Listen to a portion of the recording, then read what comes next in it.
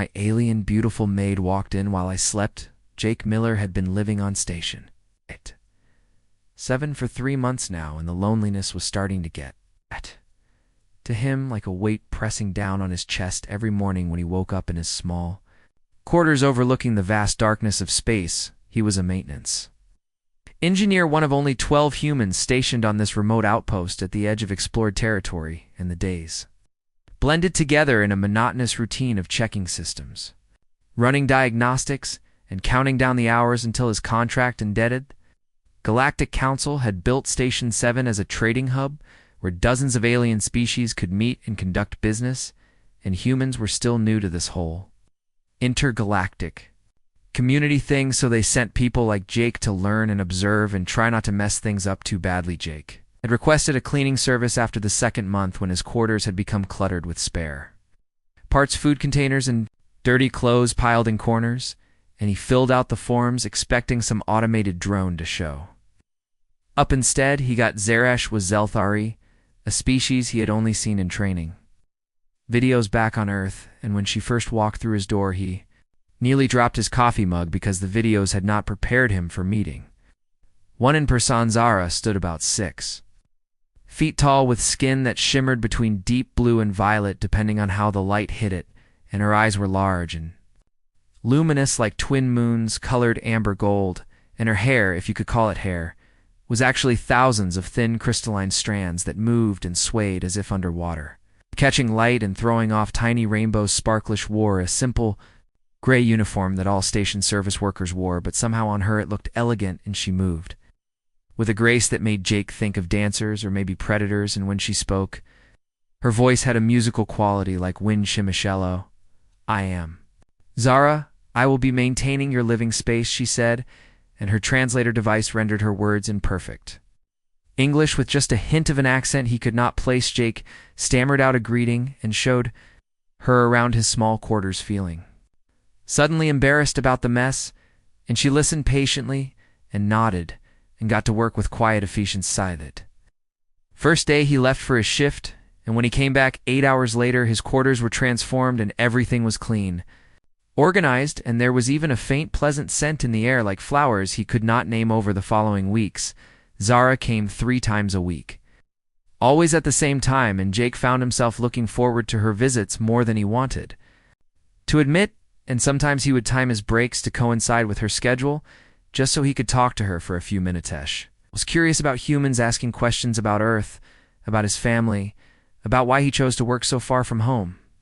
And Jake found himself opening up to her in ways he had not with anyone else on the station. Zara told him about her homeworld, Zelthor, a planet of vast oceans and floating cities where her people lived in harmony with the water and sky, and she explained that she worked on Station 7 to save money to help her younger sister attend the Galacticadventure. Was something about her that made Jake feel less alone, and maybe it was her kindness, or maybe it was the way she listened, really listened when he talked, or maybe it was just that she treated him like a person and not just another human curiosity. But Jake kept his feelings to himself because he knew the rules, and fraternization between station personnel and service workers was frowned upon. And besides, what could someone like her possibly see in someone like him? Was just a regular guy from Ohio with brown hair and average height and a job fixing broken equipment, and she was this breathtaking being who seemed to glow from within. Then came the night everything changed. Jake had been working a double shift because one of the main cooling systems had malfunctioned, and he spent 16 hours crawling through access tunnels and wrestling with corroded pipes.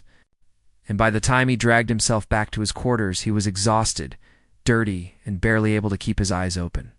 Stripped off his work clothes, dropped them on the floor, and collapsed onto his bed without even bothering to shower and sleep. Hit him like a hammer, and he was out within seconds. Did not know how long he had been asleep when he felt something soft touching his forehead, and he stirred, slightly caught in that strange place between dreaming and waking where reality gets fuzzy around the edge.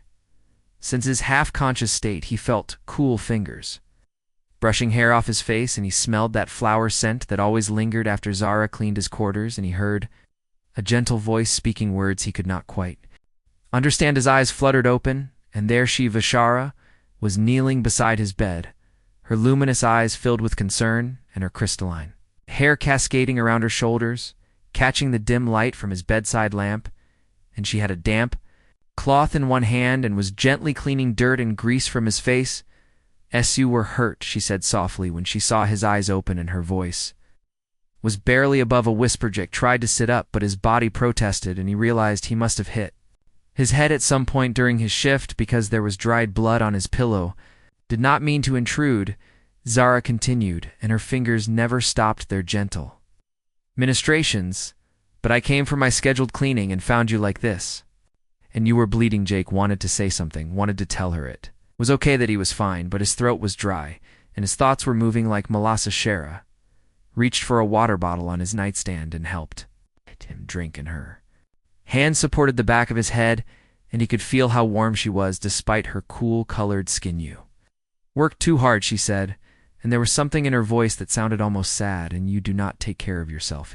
"I'm okay," Jake managed to croak out, but even he did not believe it. Zara made a sound that might have been a laugh or a sigh, and she set down the cloth and just looked at him.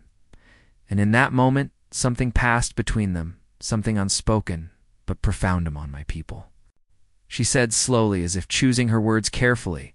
"When someone works themselves to exhaustion, it is seen as a sickness of the soul, and it means they are running from something."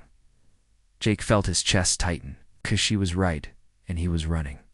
Running from the memories of his failed relationships, running from the expectations of his family, running from the feeling that he did not fit in anywhere. "What are you running from, Jake Miller?" she asked, and her amber eyes seemed to see right through him. Could have lied, could have made up some excuse, but lying to Zara felt impossibly everything.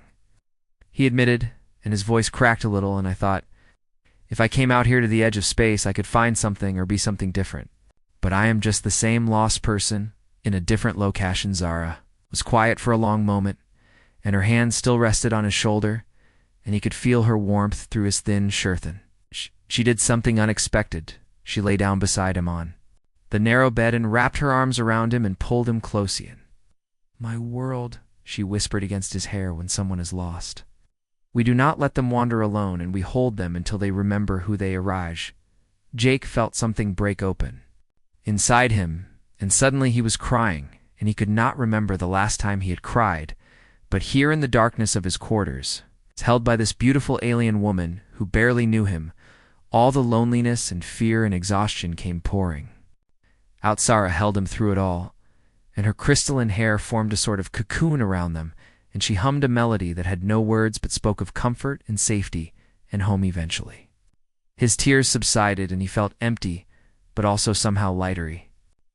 "I'm sorry," he mumbled, feeling embarrassed. "Oh, not be," she said, and her voice was firm but kind and on earth. "Do you not comfort those who are in pain, do?" he admitted then. "Why apologize?" she asked, and it was such a simple question, but it made him realize how much he had been holding back, how much he had been trying to be strong when maybe he just needed to be humanity. They're in silence for a while, and Jake became acutely aware of how close they were, and how her body fit against his, and how right it felt despite how wrong it probably. "Vishara," he said quietly, "why are you really here, and I mean on the station?" And he felt her tense. Slightlish was quiet for so long he thought she might not answer. "He told you," she finally said, "to save money for my sister." "Thought is part of it," Jake said gently, "but not all of it." Zara shifted so she could look at him, and her eyes were unreadably are perceptive, she said, with a small smile. "And very well. And the truth is, I am also running from—" "What?" he asked. "Good expectations," she said, and the word carried weight. "And on Zelther, my family is important, politically. I was supposed to bond with someone chosen by the council and to produce offspring and to continue the bloodline, but I did not love him, and so I left." Jake felt a surge of something he did not want to examine to close Lido. "Your people believe in love?" he asked it off course, she said, sounding almost offended. "And we believe in it deeply, and that is why I could not bond with someone I did not love, and it would have been a betrayal of everything we hold sacred." "Do you hold sacred?" Jake asked genuinely.